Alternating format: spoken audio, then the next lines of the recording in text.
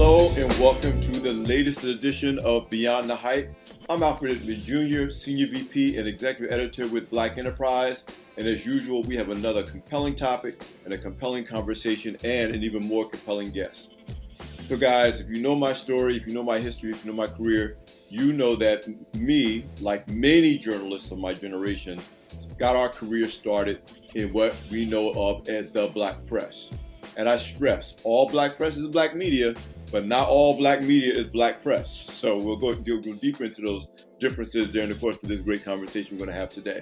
But I started out working for Black newspapers, in my case, Big Red News, now the New York Beacon in Brooklyn, New York, in the 80s, when the Black press was still a central and necessary tool for communication and advocacy in Black communities all across the country. Of course, we've seen a lot of change since then. We moved from print to digital. That's changed everything from the magazine business that Black Enterprise is in, radio, television, and everything. And for a long time, we thought, hey, the Black newspaper or the traditional Black press, while may still exist, was kind of hanging on by a thread.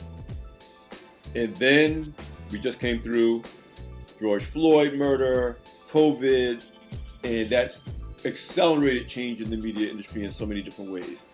My guest today can talk about what that means today when we're talking about a resurgence of the Black press. We connected appropriately at the most recent National Association of the Black Journalists Convention in Birmingham, Alabama, and the things that he is doing with one of the most celebrated and the most awarded Black newspaper in American history. But what he's doing, leaning into what's happening in the 21st century, really is has great lessons for all of us in terms of the ability to build on a traditional institution, but be forward-facing and serve in the future. Please welcome to the show. He'll tell the story way better than I just did. My guest, Lawrence C. Lee. I know Ms. Larry Lee, president and publisher of the Observer Media Group, and of course the Sacramento Observer. Larry, man, welcome to the show. Alfred, I need to keep you with me, man, because that was about the best introduction ever. So thank you so much. I appreciate it, man. You know, our careers go way back, and it was great to reconnect with you. And thank you so much for having me on the show. Well, again, I know your history because I'm an old Black press dude, NNPA, Big Red News. I wouldn't have a career if it wasn't for my 2.5 years as a non-journalism major who got a chance to run a major New York newspaper. At the time, Big Red was the highest circulated Black newspaper in the city at the time. It put me on the map as a young journalist, if you will. And that's what the Black press has done for so many journalists, because we are still talking about a media industry that has literally no diversity. I mean, if we're being honest. If it wasn't for Black media platforms and the Black press in particular, you could argue there would be no Black journalists on the scale that we now enjoy, including at the NABJ convention, sure. Even if many of us don't work for Black media outlets. So, but I really want to give the context of who you are, which your family is, the family legacy you stand on, the founders of the Sacramento Observer, your father, Dr. William H. Lee, and Catherine C. Lee. Talk about your journey to what you do today. Well, I'm what you would call a second generation publisher, right? I grew up in the family business. The Observer was founded, not unlike a lot of Black newspapers, in the midst of the civil rights movement here in Sacramento in November of 1962. My dad, along with two other gentlemen, Gino Gladden and John Cole, started the Observer because there just was no presence of the African-American experience through traditional media here in Sacramento. Couldn't find anything about us in the newspapers. There were two here in Sacramento at the time, TV stations. There was just no presence of us. So there was a publication that preceded the Observer called the Sacramento Outlook. It was more of a religious-focused publication that was not published with great frequency. My dad and six other people purchased that publication. They did one publication together and realized they couldn't all work together. So then my dad and Mr. Gladden and Mr. Cole spun off and started the Sacramento Observer. None of them had any newspaper experience at all. My dad had a successful career in real estate, as being one of the few Black real estate agents here in Sacramento at the time. Gino Gladden was in the radio space, so he had some media experience. And John Cole was a serial entrepreneur. He was the kind of person, as many Black Enterprise readers would know, he started business. 1 year, 2 years later, he's starting another business.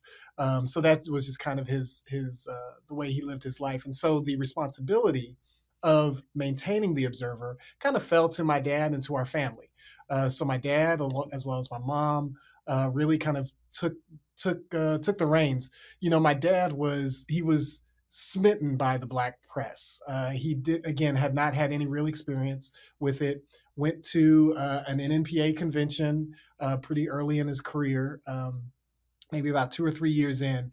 And I remember him telling me very clearly, he said he walked in the room and he started meeting all these giants of the Black press, the Synstacks and the others that were, the Murphy family. So you had the Afro and the Chicago Defender and all these publications that were our storied publications in the experience and the history of the African American community here in this nation. And so he was blown away by that. It just was so eye-opening. So he just kind of soaked up as much as he could from those legends within the Black press. Fast forward, my dad was brilliant. He was absolutely brilliant. He was a genius within this industry. Within 10 years of starting the Observer in 62, by 1973, the Observer had been named the nation's best Black newspaper. You're talking about in a community where at the time there were about 15,000 Blacks in Sacramento. Like how, I don't know how he did it. I mean, I wasn't here. I jokingly tell him, I was born in 1973, so it wasn't until I got here that we started winning awards. But but they definitely figured it out. And my dad, in a very short period of time, really pushed the excellence of the Black press in ways that many newspapers had not seen by doing special editions, really focusing on positive stories within our communities, telling really meaningful stories. And, at the time in the 70s and 80s, there was no internet, there was no global way to kind of receive information about Blacks. So I always kind of put our storytelling in kind of two different segments, now probably three. The first was we were bringing Black America to Sacramento and to Sacramento's Black community. So the content in the Observer, while it was still very local, we told many local stories. There was definitely a sense of kind of bringing this Black, going on for Blacks in Detroit, in LA, in Chicago, in Atlanta, Baltimore, these other DC, all these other cities, and we would tell those stories through the pages of the Observer. Then as things changed over time, we really started to focus a little more local, and I can go into more into that. You know, like you told me this will be an easy lift because I can talk about the Observer stuff all day because I grew up in the business. I'm the youngest of three boys. Everybody was a family business, so everybody was involved in the business. But there was something that spoke to me very similarly, like to my dad. I think I had an affection for the work of the Black press very early. And there's very clear stories and images and documentation of showing me working in the family business as early as 7 and 8 years old, because I just was really, I really loved the impact that the Observer had on our local community, seeing people see themselves in a way and in a light that they didn't see themselves anywhere else. That meant so much to me as a young person. And so those late 70s, early 80s years, I was soaking it up as a little kid. Grew up in the business and went away to school, studied journalism. And I say my parents gave me a gift in asking me when I was about 18 if I wanted to be a part of the family business. They were probably figuring out what they were going to do with their own transition and timing in their own life, their own chapter of their own life. And I, naively said yes, I'd be a part of it, not knowing fully what that meant. because the business of newspapering is not the same as just doing great journalistic work. Right. And but they gave me a purpose. So at an early age, starting as early as 18, 19 years old, I knew that what I was learning, I was going to have to find a way to apply it to what would be a 21st century newsroom. What that meant back then, I don't know, but I didn't know. I'm learning now, though. Hey, I see so many parallels in so many ways. While my first professional work, post college, was obviously in New York and Brooklyn with Big Red News and the Daily Challenge. Um, I got bitten by the black press. Probably not. I mean, I'm older than you are, but probably around the same period because I got bitten in college. I went to a PWI, Rutgers University, still a very Mhm. active and proud alum, but it's a predominantly white, Sure. university. But we had a really powerful Black and Latino news outlet called the Black Voice Carta Boricua. And Mm, I won't bore you with how I ended up on the staff and then editor in chief because none of it was intentional. sure. But that year running that paper, like you said, what it meant to Black students, what it meant to people who didn't even go to Rutgers, but who my classmates would take the newspaper home or whatever, even to other states. And so I got bitten by the same bug. It was like, yes, I love media in general, but this form of media is Yeah. just so impactful and meaningful. And of course, if you become a convert to the Black press, then you know about Ida B. Wells. And I got a picture of Frederick Douglass hanging on the wall Yep. right in this room because of that legacy that we know that we're building on. Yeah. The other thing is that it's interesting. Obviously, I'm in an organization in Black Enterprise where now it's under second generation leadership under Earl Mhm. Bush Graves Jr. Right. Very similar story in terms of him and his two brothers kind of Sure. being brought up in the business. But the thing that, among many things that resonated with me, is that Mr. Graves, our late founder, Earl Graves Sr., was also not a publisher by any Right. stretch of the imagination before that. He was also selling real estate. And before that, thought he was going to end up working in the Kennedy administration before Robert Kennedy was assassinated, and Mr. G was a part of his staff. So I have this, not a theory, yeah, I guess call it a theory, that the most successful people in the media space, and here we're talking newspapers and magazines, tended to be business and salespeople Mhm. who didn't necessarily, they weren't journalists. Right. They knew that journalism was important. Like your father understood why it was important.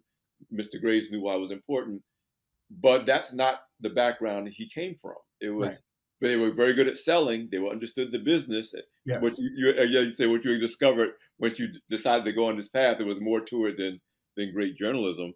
But Sure. I'm a mentor, or was a mentor for the first cohort of the Black-owned Media Equity and Sustainability Institute, or it's called BOMISI, this new Mhm. initiative that was financed in part by support from General Motors to help the next generation of Black-owned media companies gain dollars and gain advertising revenue and grow as a new generation of Black-owned media outlets. And one of the things I stress to them is that you need to understand the business of media, Yes. and because that's going to be key to the future. So it's Absolutely. kind of, it's like that part has not changed, whether it was your father 60 years ago, Earl Gray's 53 years ago, or today. That's really critical to the ability to serve the mission, Absolutely. understanding the business.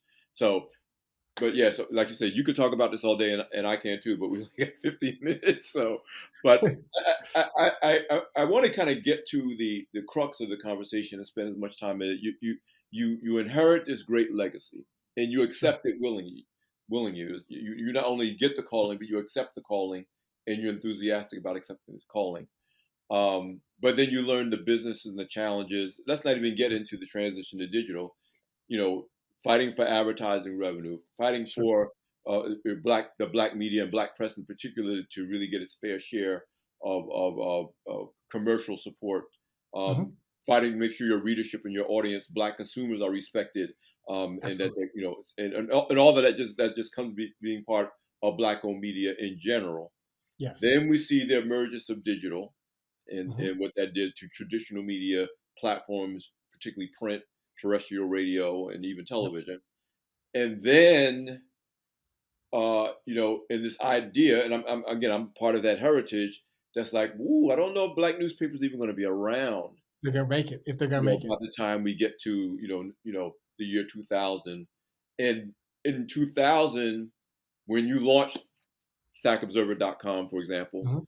Yep. you launched that in an environment that was almost like, you know what, that horse is out of the stable, that barn door Yes. is closed, you know, Amsterdam News, the Chicago Defender, y'all should have made that shift already. It's too late. Sure. And that's the environment that you step into as a second generational media publisher, and on Yep. building on an award-winning legacy established by Sure. your father and your parents.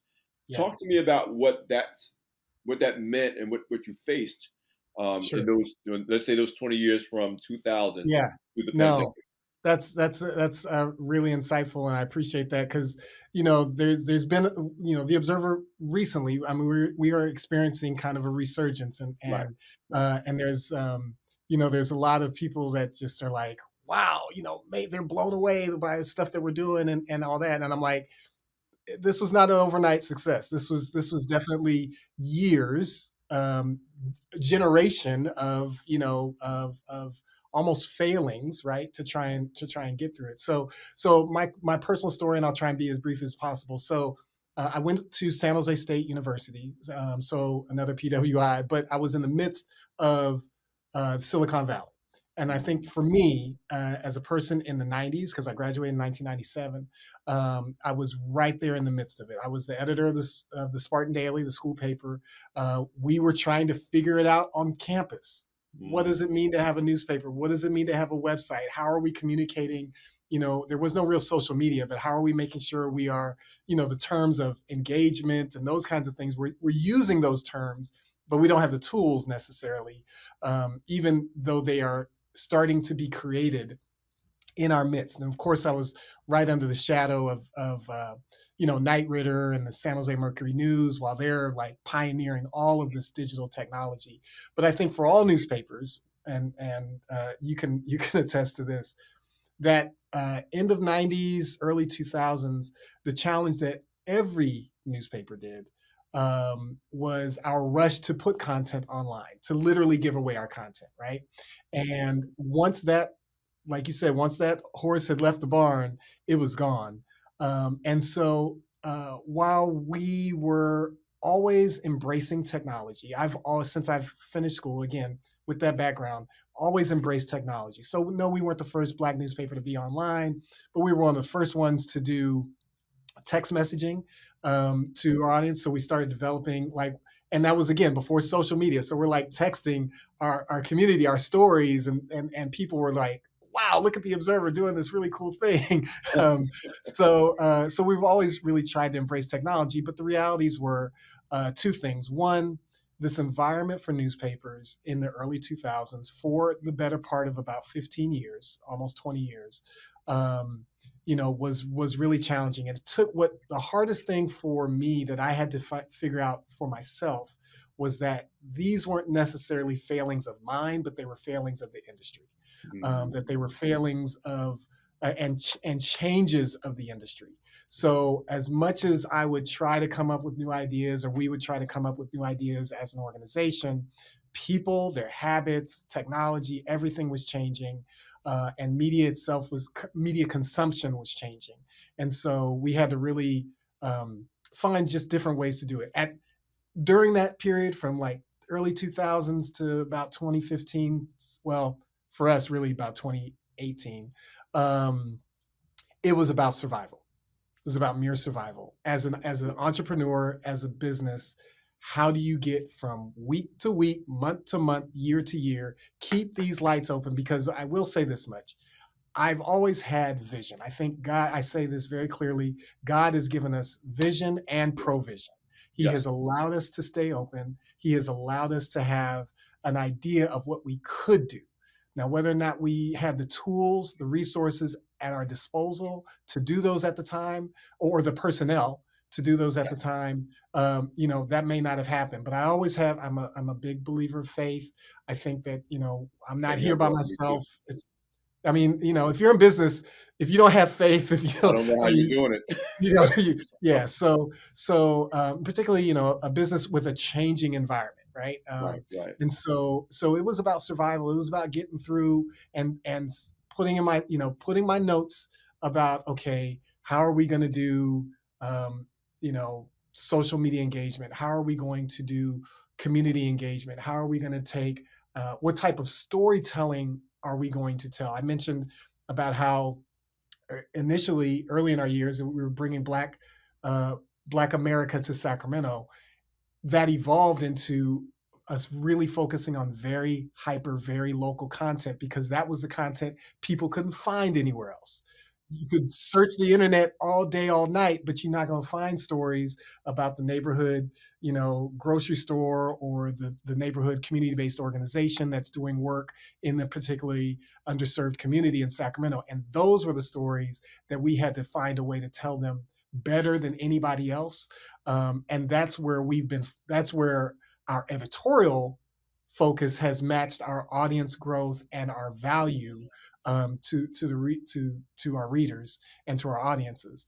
But we've always wanted to embrace technology and that sort of thing. So really, it was getting through a difficult time. And then the other part, personally, is that I was dealing with my mom, literally the about 2 weeks after I came back from school in 1997. My mom, who had suffered with rheumatoid arthritis, tore the patella tendons in both of her knees. So she began spiraling physically and having a really challenging last chapter of her life. So for about 10, 12 years, my dad and myself, as the primary caretakers for her, that was a responsibility that was also on us. So that's when the gray hairs started to show up a little early because it was the business and the family. And I'm raising a family of my own. And then as my dad also had a really challenging toward the end of his life, so I became kind of a caretaker. That's been thrown on me by faith leaders here in Sacramento. They called me kind of a caretaker of taking care of both my parents and the business to get it to a point to where I could put my hands around it. And that has helped with the evolution for us in this recent iteration of the Observer. I could go on another path that I won't go down about because I observed the same thing with Butch. Yep, Obviously, Mr. absolutely. G passed away. I think around Absolutely. 2009. Mr. G during the pandemic. So him and his brothers had this legacy that they're maintaining, and Butch in Hmm. particular is the CEO. But you're right. You're caring for your parents. There's in that transition to again, I was able to witness it as a longtime employee and colleague of Butch because we kind of came up in the Sure. business together. Right. So I know that's a whole nother conversation that really speaks to the fact that these are real people doing these things, doing real things with families and other commitments. But I want to circle back to this idea that you're operating in a system of change where one, it's very easy for people to be critical and say, "Oh, you guys should have been digital a long time ago. That's what's wrong with Black media. They're dragging their feet. They're stuck in the past, et cetera, et cetera." And I said, it looks that way from the outside, but it's not. Change is not as easy as you think. Number one, Absolutely. and two, change is more than about we don't use vinyl, we now do cassettes. We don't use cassettes, now we use streaming. Or we don't do print, we now do digital. The transition, I tell you, first of all, you're building the plane in midair. Like, you can't go back to what it used to be. That is going away. But what's Yes. coming is not clear yet either. Yes. I And call it then fixing the plane while you're flying it. while you're flying it in a Absolutely. storm, because everybody's going through it. It's not like, it's a hurricane and a storm, Yeah. and everybody, big media outlets are small. Nobody has to figure that out. No. And meanwhile, you're still trying to make payroll. You're still trying to feed. You still gotta, you gotta still operate. Then the thing I want you to talk about a little bit more, because I think it is relevant to both Black business people and Black people in media. There's a whole culture shift and a culture change. Yes. You need Yes. new skill sets. There are Yes. people who might have been superstars once upon a time that either can adapt Right. or refuse to adapt. And I could think Yep. of people as like, you will pry this print from my cold dead hands before I touch a computer and Yes. blog posts. What? Right. How many articles you want me to write a day? What? Yeah. You want me to be able to do video too? And Yes. I can speak from personal experience because Bush calls me the media agnostic person, but because I didn't go to traditional journalism study, I don't have any real allegiance to how journalism is practiced. So Right. it was just easy for me to adapt to different things because I wasn't traditionally trained anyway. Sure. And but if I could talk about just the challenges of culture change Hmm. and how do you maintain the culture and the mission, in this case of the Sacramento Observer, Sure. and not let people get confused why you do it with how you do it. Because Sure. your mission as a media company has not changed at all. No. Just No. all of the tools have changed. Just the tools have changed. Yeah, Absolutely. Absolutely. So, yeah, I mean, you're hitting it. This is an inside conversation. I hope the viewers are enjoying this because you, like I said, you and I could go back and forth with this all day. right, But yeah, it is definitely so let's speak to the technology side of things first. right. So the technology transformation for any news organization like, of our size, particularly early 2000s to mid 2015s, the challenge at that time is everything is expensive. It Yeah. doesn't matter what idea you've got, it is going to cost you tremendously. But And remember it's so when we naively believed that, oh, we're not going to have to buy paper. Oh, this digital stuff is free. Oh, it's great. We're never going to run out of space. We could publish. I just remember those naive yeah, days where we didn't think we needed a lot of memory and we didn't need a lot of storage. yeah, And oh God, because we yeah. launched our website for blackenterprise.com as in the I think 2005. Mhm. I think we put like one article a day on the site, and Sure. it was like everybody had to have a website, so we just did it. We Right. had no idea what the cost and the capacity demands that were coming down the road. Exactly. You know, Exactly. So yeah, so that was just, that was something that was cost prohibitive for a lot of organizations, right? And so when you talk about, again, from the outside, where people are like, "How come you guys don't do a this? How come you guys don't do a that?" Right? And you're like, "I'd love to be able to do that. If you got $60,000, just kind of sitting around that we can invest in it for 1 year." right? To do that doesn't mean we could do it year two, but so yeah, so there's that, which was a reality. The part about the talent and the personnel, um, you know, with any, and this, I probably read it in Black Enterprise. Mm. With any transition from one generation to the next, you're always going to have, that challenge of how are we going to reinvent ourselves? How are we going to sustain ourselves and change?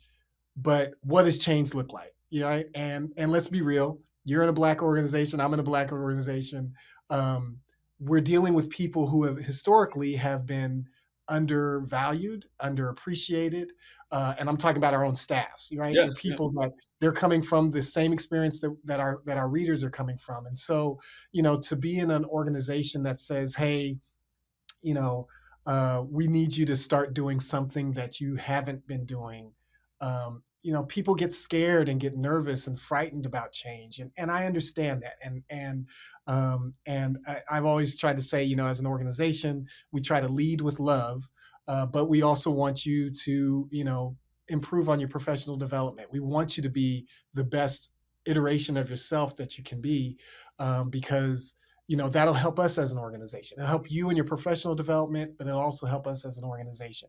And that hasn't been, and let's be real, the newspaper industry in particular, its historical, archaic ways in which it has worked, has not always benefited the staffs and the people. It has not always been to their benefit.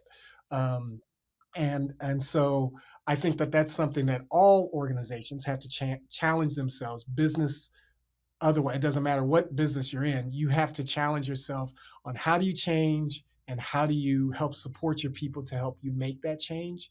I think the good thing is I've had a couple people in our organization, our general manager, Wilma Whitfield, our senior staff writer, Genoa Barrow. They've been with me through thick and thin. They've seen me go through some really challenging times, and they believe in me. They trust me, and I appreciate that, and I value and hold that trust very responsibly. And so as we move forward as an organization, I consult with them and tell them, hey, this is what's coming down the pike. I remember very clearly, talking to both of them, 4 or 5 years ago, like, there's a change coming. I didn't know what was going to happen post George Floyd, but I was like, there's going to be a change coming. Our readers are going to be looking for something different from us. And we've got to be able to meet them where they are.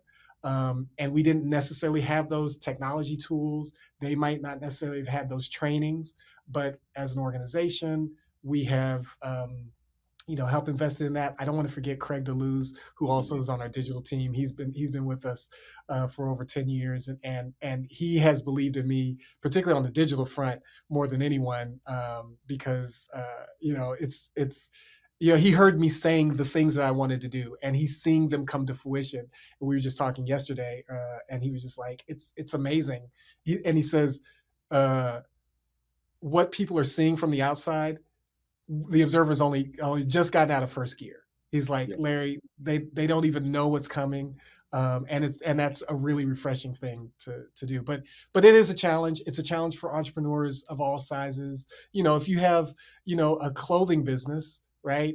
You can't operate it in 2023 the same way you operated in the 2015. Right. You Right. have to be able to sell goods, and where you better be using find a way to use Amazon. You Yep. better find a way to use these other tools, social media and the like, to be able to move your product. So, Yeah. Let me fast forward a little bit to right before pandemic and then post pandemic.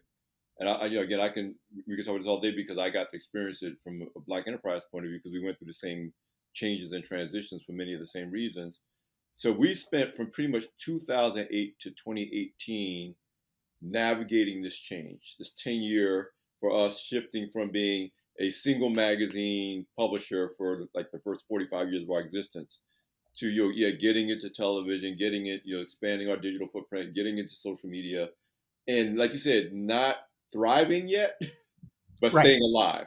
Just Yes. okay, we got past this quarter, we got that past this year. What's next? Then the pandemic happens, Hmm.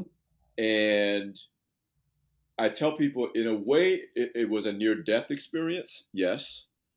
But in the other hand, there were things that we were working our way toward during those previous 10 years that we were forced, okay, now you got to do it.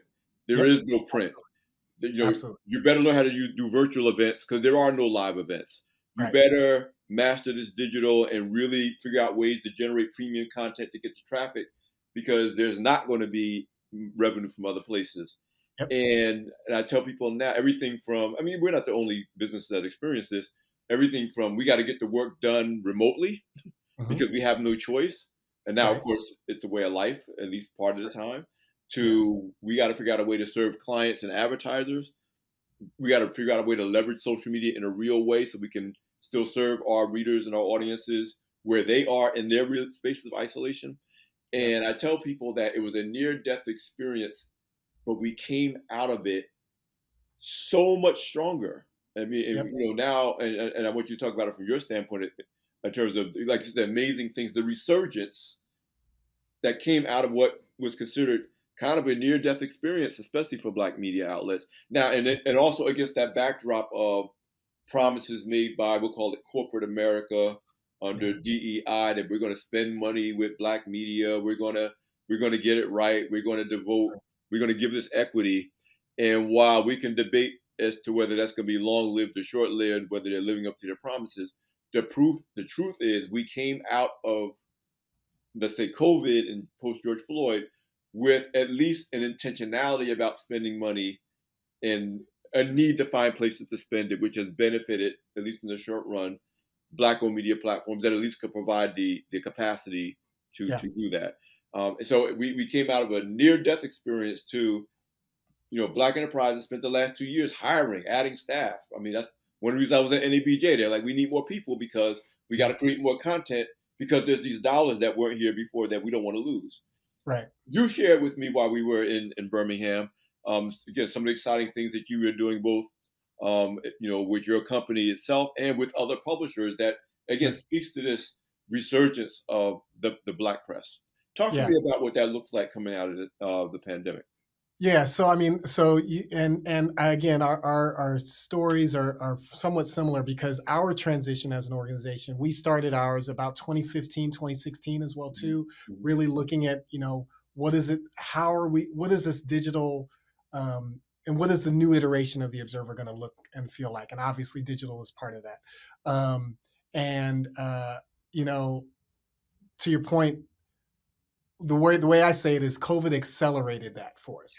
For organizations that were prepared and were thinking about it or looking at it or trying to figure it out, it accelerated. And for some, you did come on the other. If you were smart, and I don't want to just put it on smart, but if Let, you were let, if let you me were tell you what I put it on.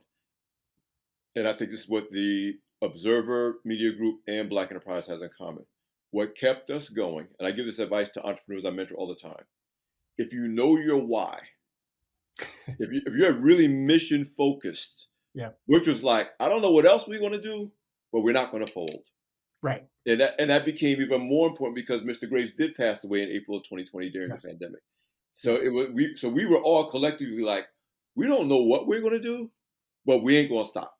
And hello, whatever it is, hello, you know, and I tell entrepreneurs even now that, startups, if you can identify the why, the mission, your reason to be, yep. that's what gets you through when Yeah. nothing else makes sense.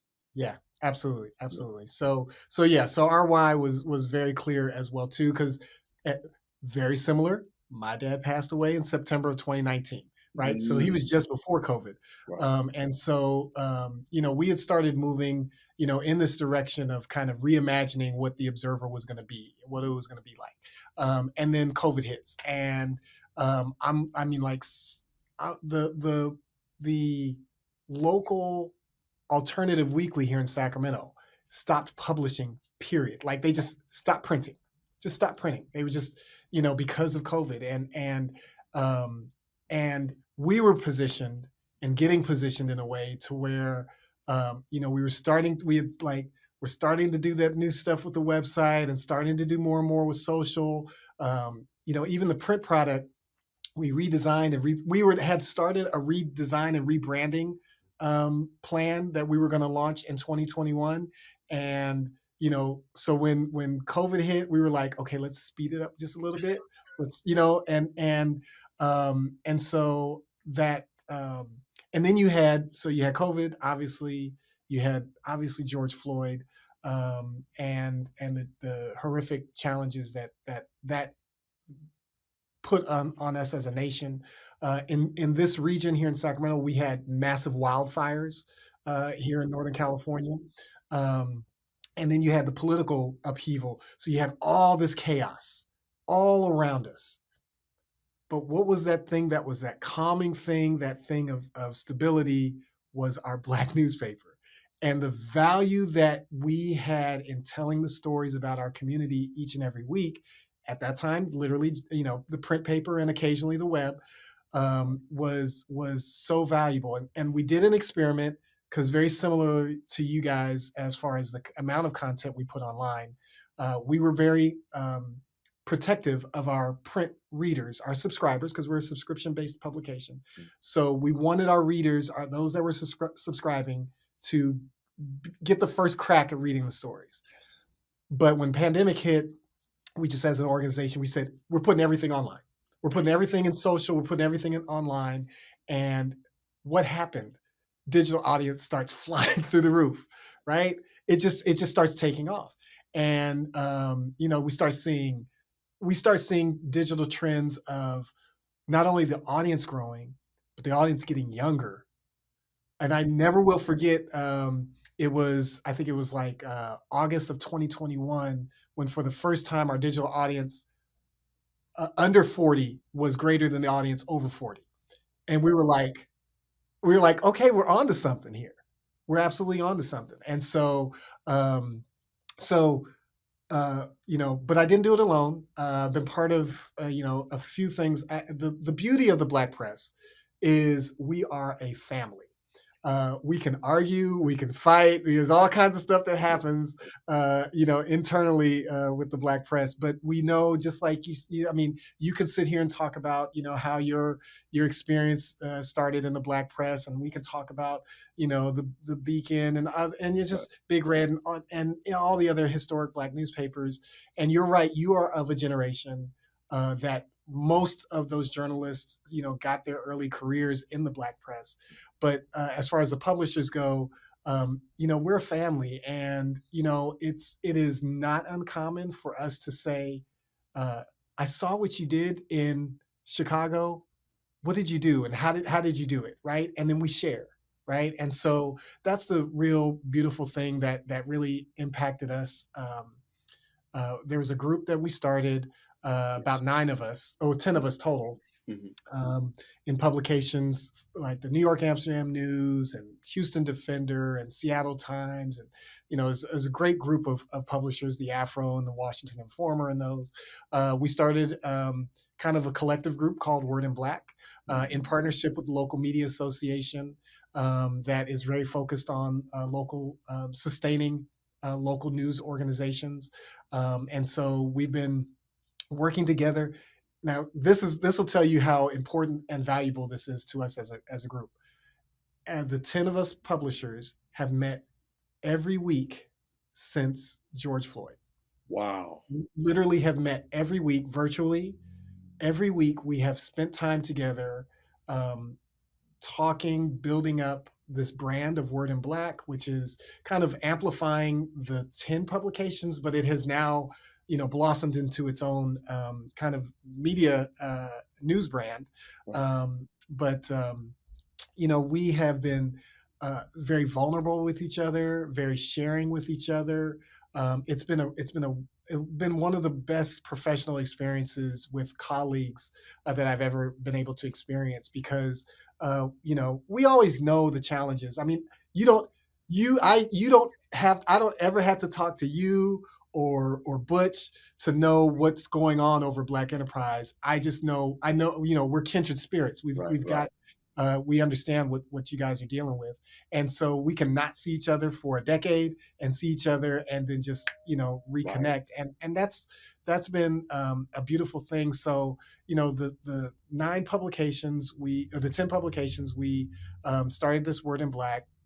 um, it has also turned into another effort that uh, we to kind of capitalize on kind of the challenges that newsrooms have been facing, not just Black newsrooms, all All newsrooms. I news. mean, during COVID, more than 300 newspapers went out of business. During COVID, more than 300 newspapers went out of business. That's And, not and Black. I tell people all the time, I said, when you talk about what happened to, say, Ebony or, other Black media, I said, by the way, I can name 30 different magazines that you thought never were going to go away that are not Black Exactly. magazines. So this is, like you said, Exactly. this isn't just Black people didn't do the right thing and we look what those white No, people are doing. Like, no, no. we're still standing, and I can name 4 different business publications that don't, Hello. don't. So this is a universal issue, not, Absolutely. like you were Absolutely. saying.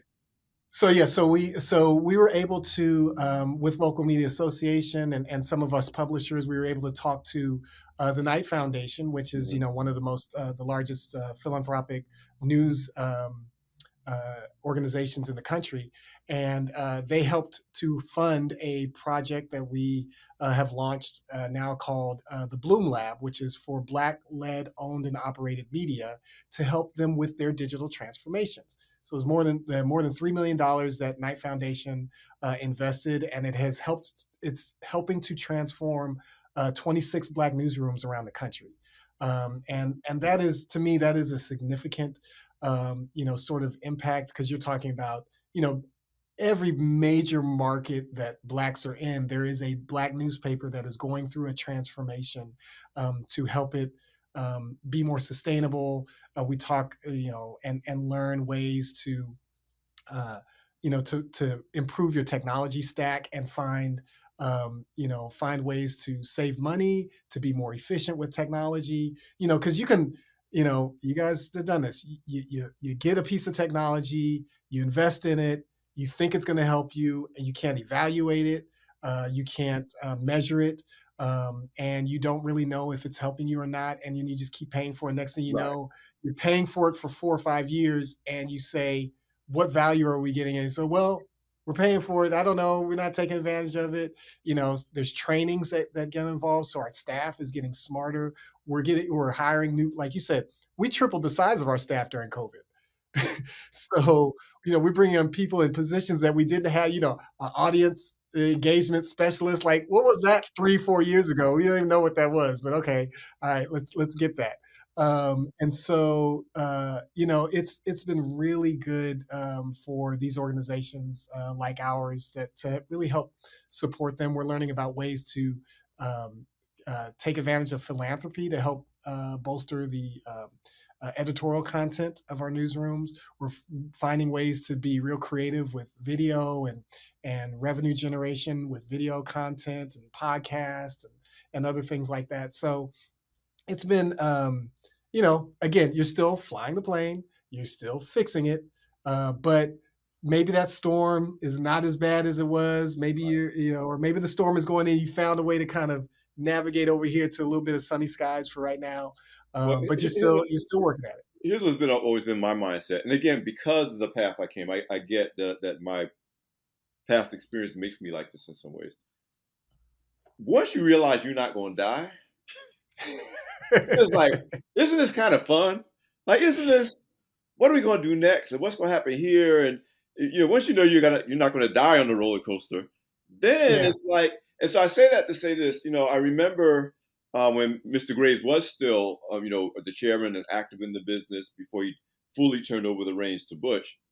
And but we were in this transition of making this transition to we got to monetize digital. We got to figure out how we're going to do this. And at one point, Mr. Graves basically said to us and me, more to Butch, I don't really understand what you guys are doing, and I don't understand Twitter and why that's important and why but I got to get out of your way and let you do it. Like I got to that's a great trust leader. that I'm not going to understand it. You're not going to understand it. And it's something you said about this ability, and I credit you and Butch in particular, but there's others who could say, I have no idea what an audience development person is. I don't know why I need this kind of a person to manage my ad campaigns or that person to make sure that impressions are delivering because none of this stuff existed. They weren't real jobs of Right. real people as recently as 5 years ago. And I don't Yeah. know what that kid does over there in the corner to make sure my salespeople are getting. But if I stay rigid into this is what we do and this is how we do it, I could be the next blockbuster. I Yep. could be the next Hello. for that camera. And I don't want to be that for the people we serve as black media outlets are too important. The mission is too important for us to be so stuck that we're willing to risk being obsolete rather Yep. than saying, you know what? So I give Butch credit. I said in many ways, and I'll say this for you too. As much as we admire and will always celebrate and respect what your parents and your father accomplished and what Mr. Graves accomplished, you and Butch are leading these companies through the most difficult challenges Yeah. that anybody could have imagined. And Mr. Graves used Sure. to say it was easier for him in the 70s and the 80s to do Yep. what he did than what we're faced in the 2000s going forward. You Yeah. know, And the stakes are higher. The and the stakes are higher. stakes are higher, and the stakes Stakes are are higher higher. right now. But I Absolutely. want to, God, we're running out of time, and I don't want to let you go. But I do So, want to get you to talk about what you see as is there's the current state of the black press and black media, and I want to focus on the program that you just talked about, which is helping um, local black media, black newspapers navigate this transition to digital. I mentioned the Black Owned Media and Sustainability Institute yep. that because of General Motors and the main entity that's supporting it, this is all coming out of fulfilling these promises.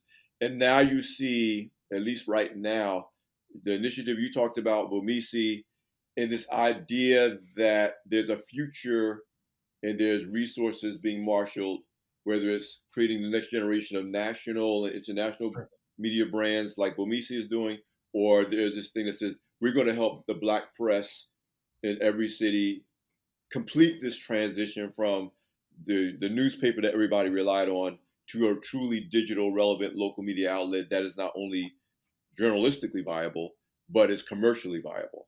Sure. Where do you see things now, and where do you see things going as a leader, entrepreneur in this space?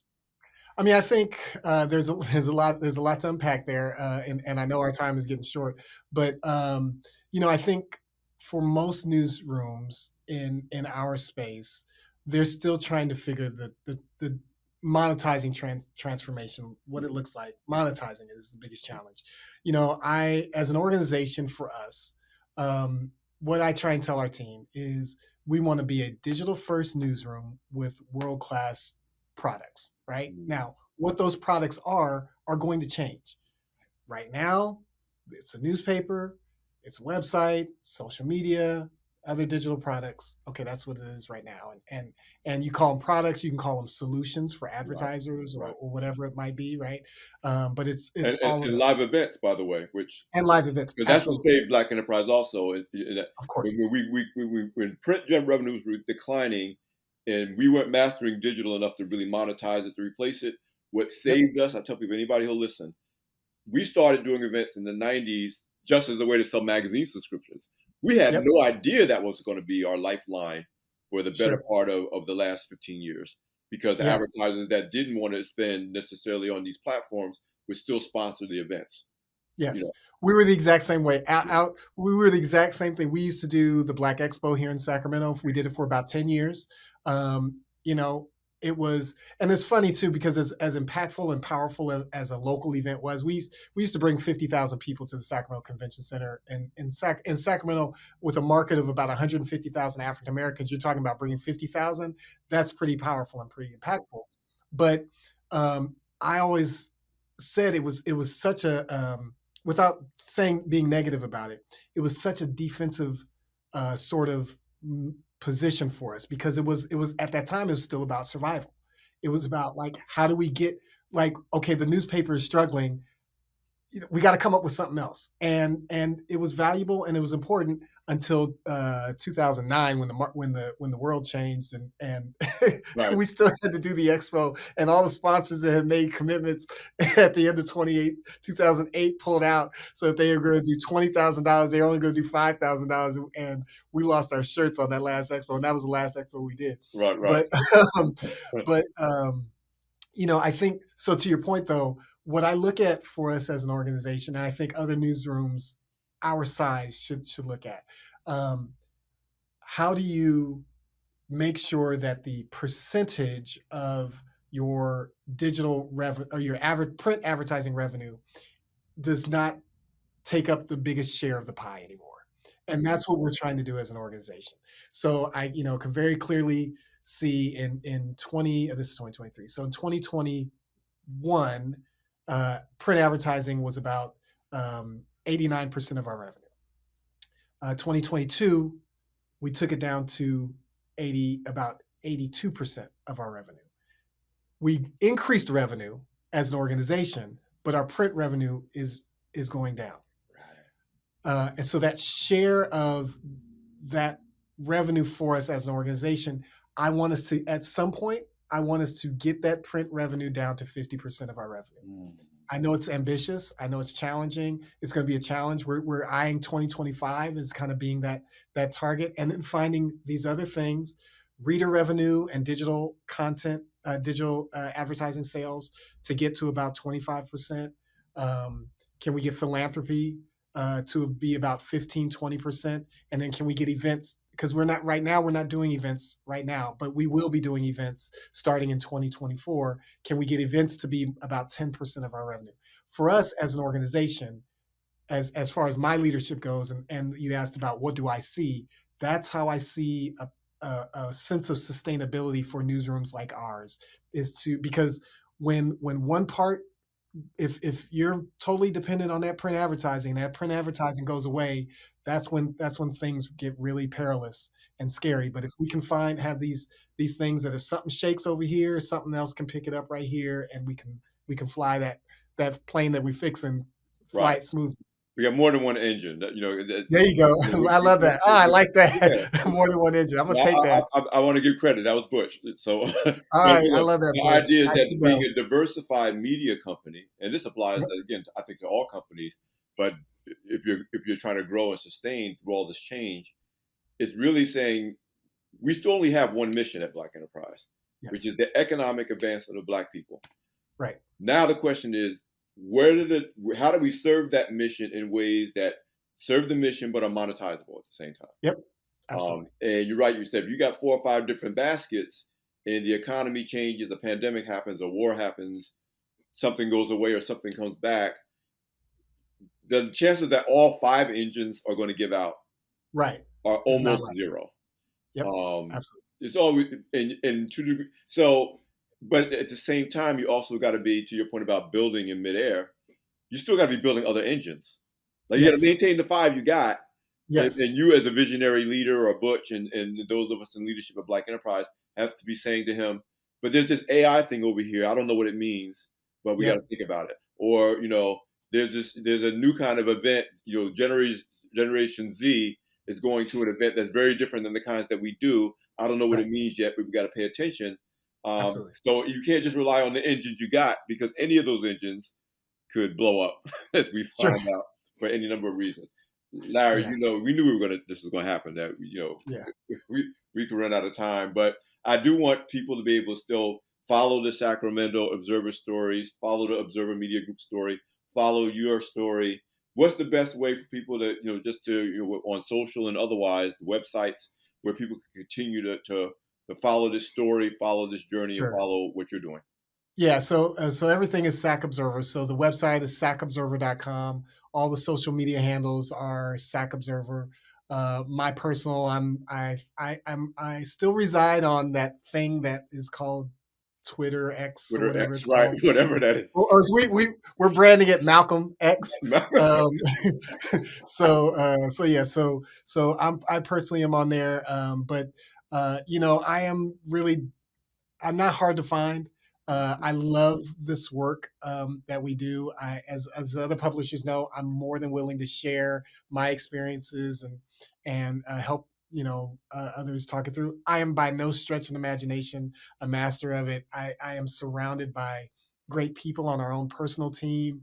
I'm surrounded by great other publishers that I look up to and admire and recognize their contribution to this space. The Black press is we're coming up on 200 years of the Black press. I always say it was the nation's first Black business.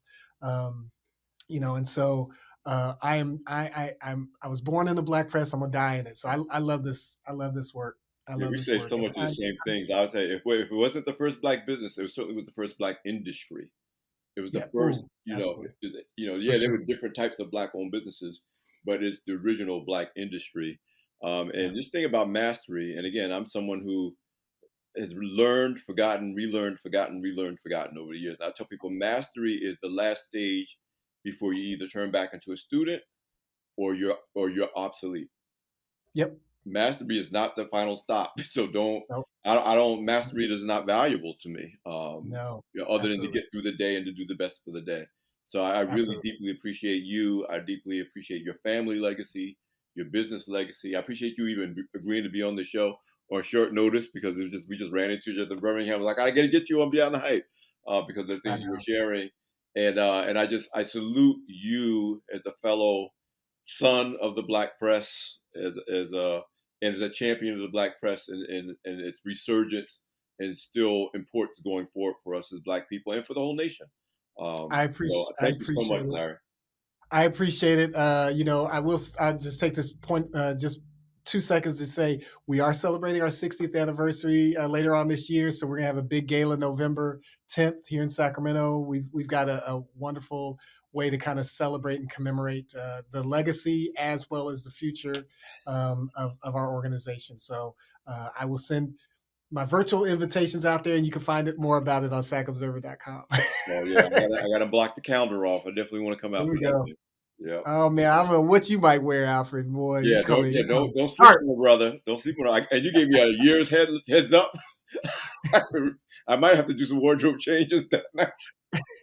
Like, what I thought he Man, was wearing when I saw him at the reception? What happened? I know. But so much love for Black Enterprise. I'm so proud of you guys weathering this challenging times as well too. Like you said, there's so many magazines that that speak to the general population. We need Black Enterprise. We need you guys to continue to uplift our business stories, help teach us what to do and how to do it, what things to avoid. So kudos and love to Butch and everybody there.